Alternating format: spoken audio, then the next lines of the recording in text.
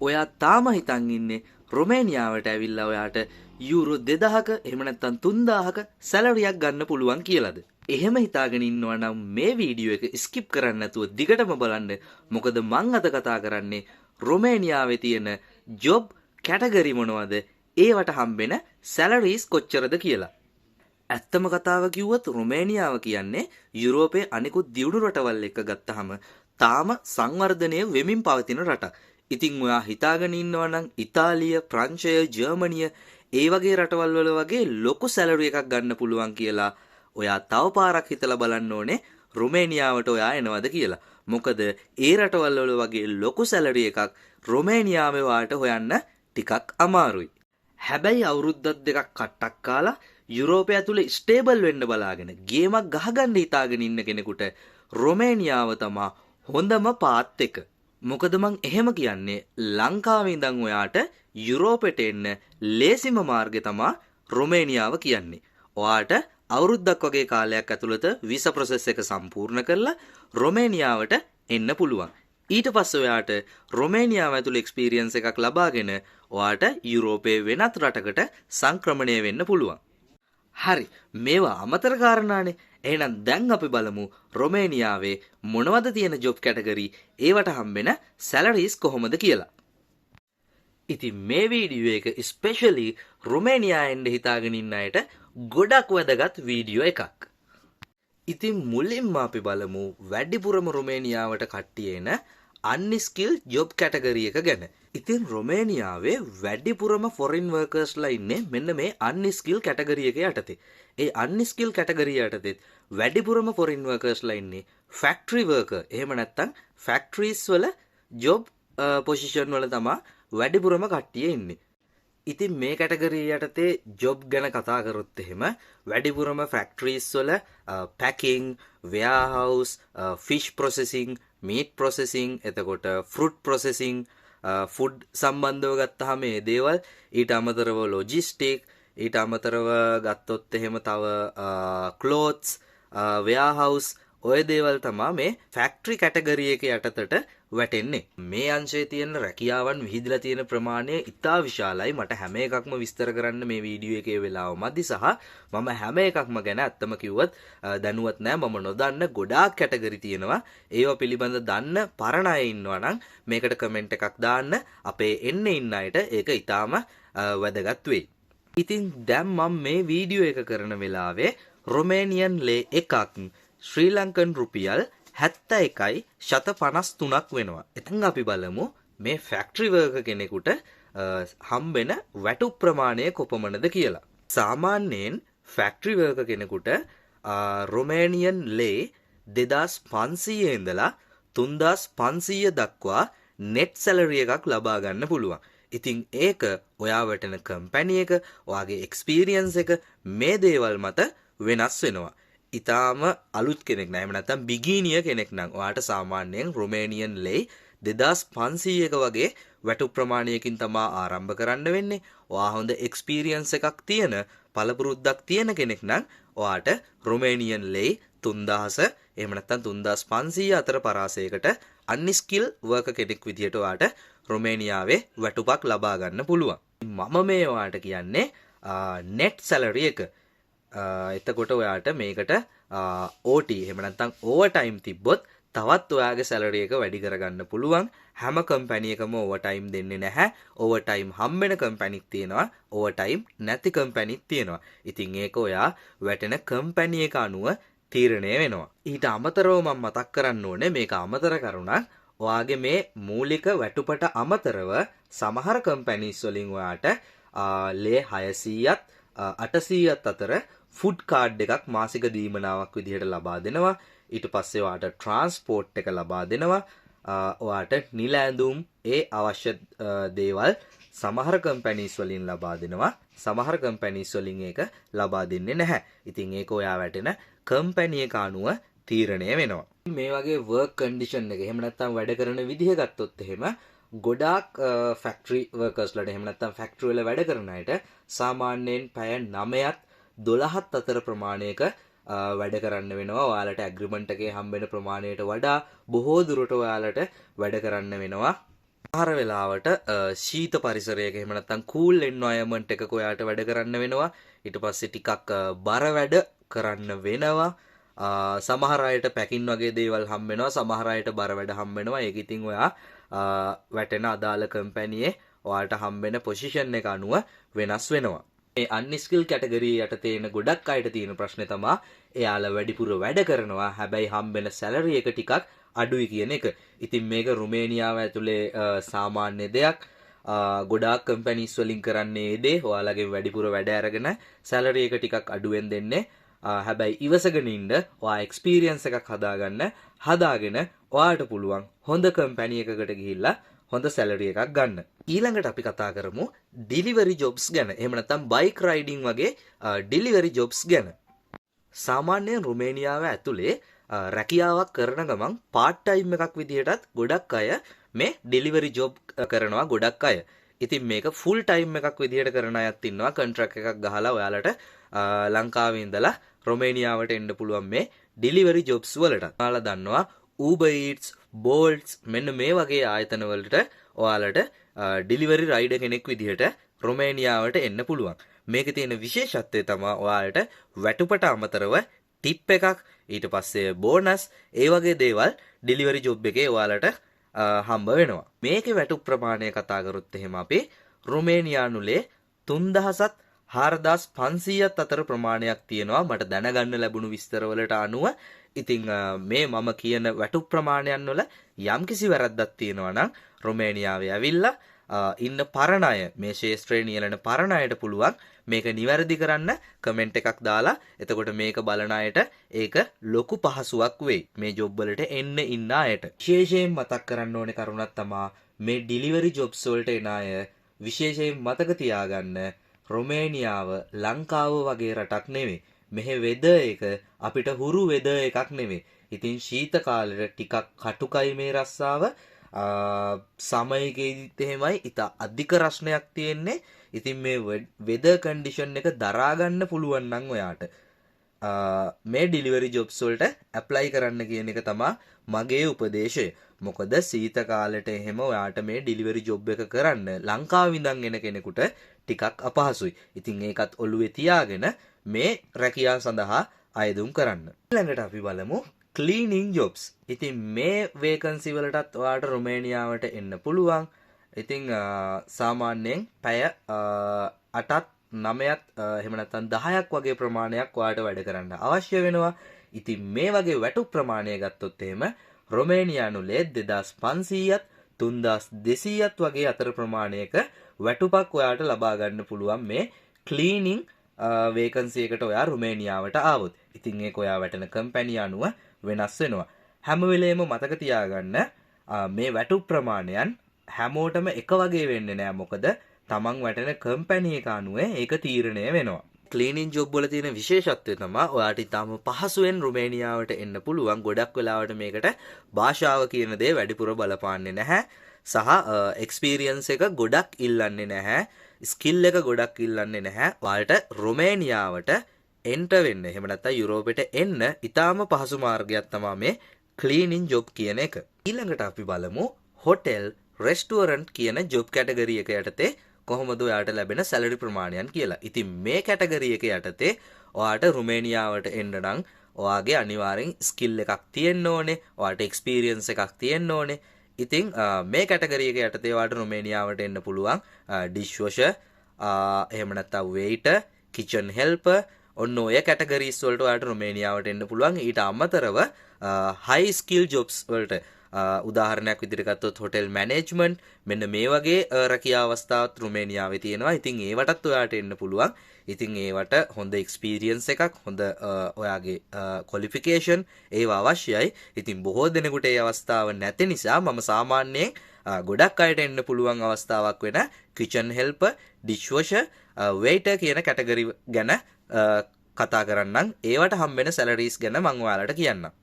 ඉතින් මේ කැටගරි වලින් ඔයා රුමේනියාවට ආවොත් එහෙම ඔයාට සාමාන්‍යයෙන් රුමේනියන් ලේ 2800ත් 4000ත් අතර ප්‍රමාණයක මුදලක් එහෙම නැත්නම් වැටුපක් ලබා ගන්න පුළුවන්. ඒකෙදිත් වේට කියන කැටගරි එකේදී ඔයාට ටිප් එකක් ලබා ගන්න පුළුවන්. මේකත් ඔයා වැටෙන රෙස්ටුරන්ට් එක එහෙම නැත්නම් හොටෙල් එක අනුව ඔයාට ලැබෙන වැටුප් ප්‍රමාණය වෙනස් වෙනවා. මේකෙදි ඔයාට සාමාන්‍යයෙන් පැය 9ත් 12ත් අතර ප්‍රමාණයක් වැඩ කරන්න සිද්ධ වෙනවා. ඔයාගේ ඇග්‍රීමන්ට් එකේ පැය 8යි එහෙම නැත්නම් පැය 9යි කියලා තිබ්බට ඔයාට සාමාන්‍යයෙන් මෙහෙට ආවහම පැය 9ත් 12ත් අතර ප්‍රමාණයක් වැඩ කරන්න වෙනවා. සමහර හොටෙල්ස් වල රෙස්ටුරන්ට්ස් වල ඔයාට ඒකට ඕවර් ටයිම් පේ කරනවා. සමහර ඒ වගේ පැය 9ක් 10ක් වැඩ කරත් ඕවර් ටයිම් ගෙවන්නේ නැහැ. සාමාන්‍යයෙන් පැය 10කට වඩා වැඩියෙන් වැඩ කරොත් ඕවර් ටයිම් ගෙවනවා අනිවාර්යෙන්ම. හොටෙල් ශාස්ත්‍රයේ තියෙන විශේෂත්වය තමයි ඔයාට මේකෙන් එක්ස්පීරියන්ස් එකක් හදාගත්තොත් ඔයාට යුරෝපේ අනෙකුත් රටකට යන්න ඉතාම පහසුයි. මොකද යුරෝපේ පුරාම මේ හොටෙල් ශාස්ත්‍රයේ සම්බන්ධ වේකන්සීස් ඉතාම වැඩි ප්‍රමාණයක්. එහෙම නැත්නම් වැඩි වශයෙන් වේකන්සීස් තියෙනවා මෙන්න මේ හොටෙල් ශාස්ත්‍රයේ සම්බන්ධ දේවල් වලට නැත්නම් ජොබ්ස් කැටගරි වලට. ඉතින් ඔයාට මේ යුරෝපෙට ඇවිල්ලා රුමේනියාවෙන් එක්ස්පීරියන්ස් එකක් හදාගෙන ඔයාට පුළුවන් වෙන හොඳ යුරෝපා රටකට සංක්‍රමණය වෙන්න නීත්‍යානුකූලව. ඉතින් හොටෙල් ශාස්ත්‍රයේ තියෙන ජොබ් වල වැදගත්කම ඔන්න ඕක. ඔයාලා විශේෂයෙන්ම මතක තියාගත යුතු දෙයක් තමයි මේ ඔයාට මම මේ කියන දේවල් ඔයා වැටෙන කම්පැනි එක එහෙම නැත්නම් ඔයා වැටෙන ආයතනය අනුව මේ දේවල් යම් යම් වෙනස්කම් සිද්ධ වෙන්න පුළුවන්. ඔයාට ලැබෙන වැටුප, ඔයා වැඩ කරන පැය ගාන මේ දේවල් තීරණය වෙන්නේ ඔයාගේ එම්ප්ලොයර් මත. එහෙම නැත්නම් ඔයා වැටෙන කම්පැනි එක මත. ඊළඟට අපි කතා කරමු ස්කිල්ස් ජොබ් වන IT support assistant, mechanic, electrician, welder, plumbing මෙන්න මේ වගේ කැටගරි වලට ඔයා රුමේනියාවට ආවොත් එහෙම ඔයාට සාමාන්‍යයෙන් ලේ 3500 ඉඳලා ලේ 8000 දක්වා ප්‍රමාණයක සාමාන්‍යයෙන් මුලින්ම එන කෙනෙකුට ලේ 3500ත් සාමාන්‍යයෙන් එක්ස්පීරියන්ස් එකක් එක්ක හොඳ ප්‍රොෆෙෂනල් කෙනෙකුට ලේ 8000ක දක්වා ඉතා විශාල වැටුපක් ලබා ගන්න පුළුවන් රුමේනියාව ඇතුලේ මෙන්න මේ ස්කිල් වර්කර්ස්ලාට.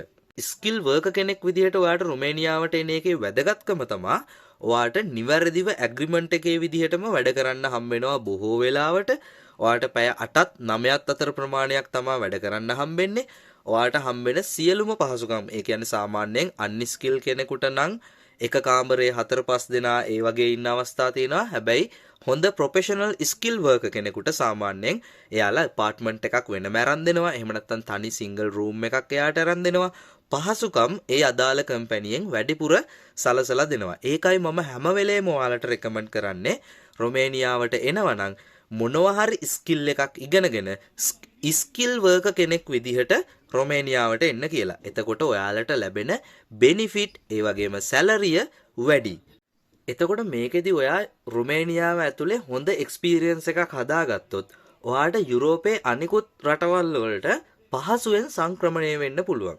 මොකද යුරෝපය පුරාම ස්කිල් වර්කර්ස්ලට ඉතාම ඉහළ ඉල්ලුමක් තියෙනවා. විශේෂයෙන් ඉලෙක්ට්‍රීෂියන්, ප්ලම්බින්, AC මෙකැනික් ඒ වගේ රැකියා කාණ්ඩවලට, මෙකැනික් මෙන්න මේ වගේ රැකියා කාණ්ඩවලට ඉතා ඉහළ ඉල්ලුමක් යුරෝපය ඇතුලේ තියෙනවා. ඉතින් ඔයා රුමේනියාවට ඇවිල්ලා එක්ස්පීරියන්ස් එකක් හදාගත්තට පස්සේ ඔයාට පුළුවන් නීත්‍යානුකූලව ඉතාමත් පහසුවෙන් යුරෝපයේ වෙනත් රටකට සංක්‍රමණය වෙන්න.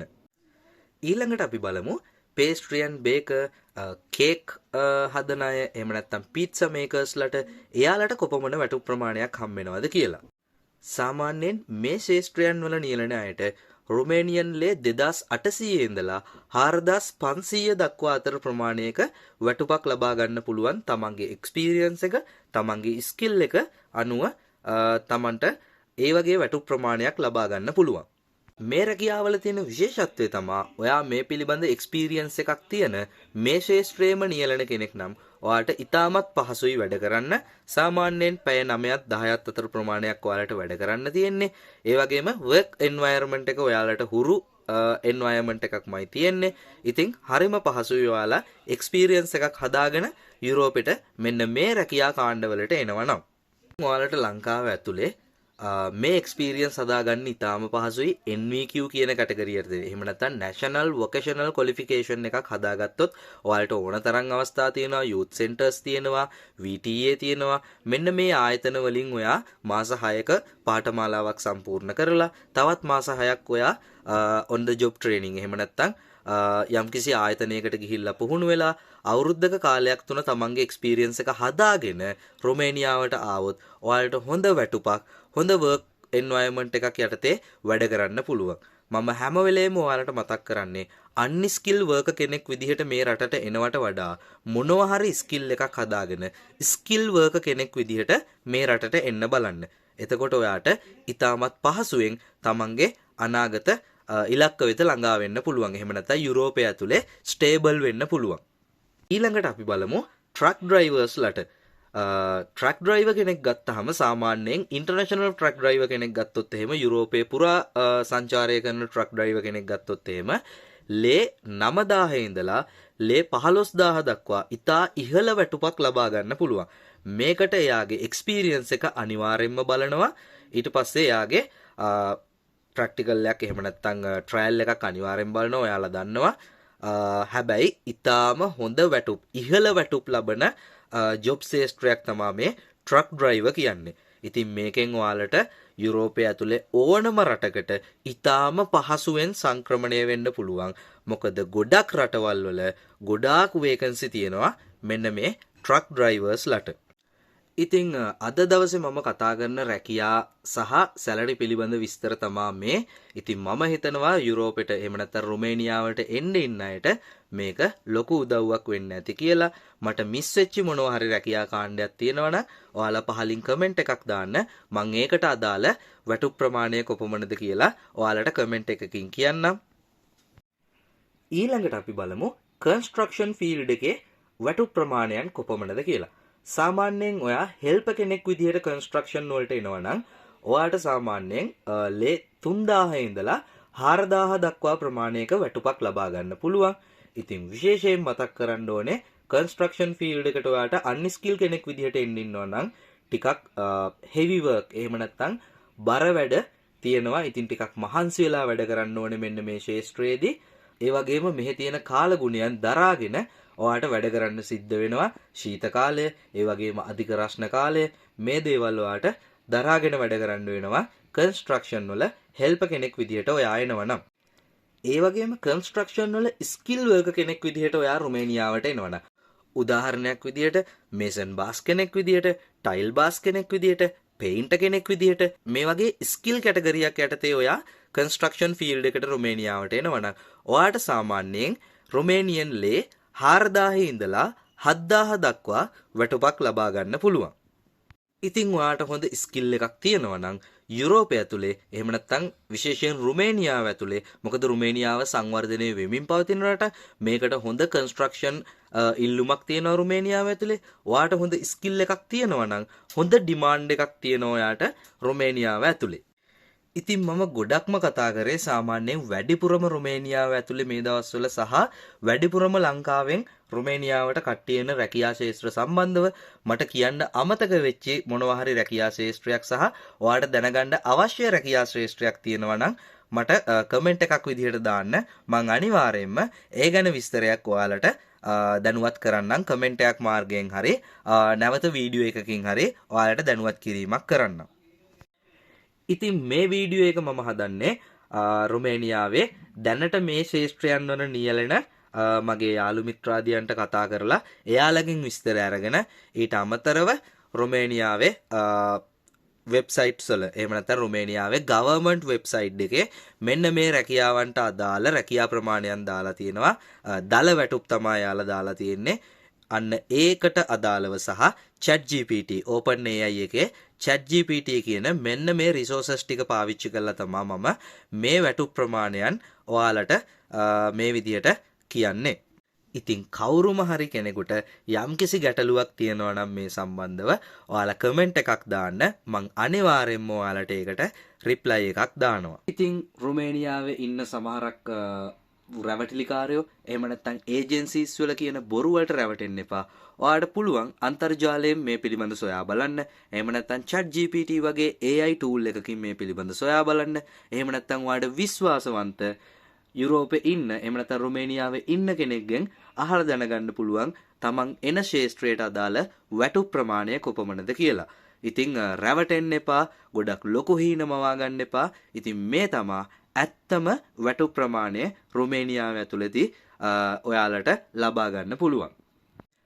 ඉතින් මම හැම වෙලේම මේ දේවල් කියන්නේ අපේ එකෙක් එහෙම නැත්නම් ලංකාවේ ඉඳන් එන කෙනෙකුට අමාරුවේ වැටෙන්නේ නැතුව ජීවිතේ ගොඩ දා ගන්න පුළුවන් උදව්වක් විදිහටයි.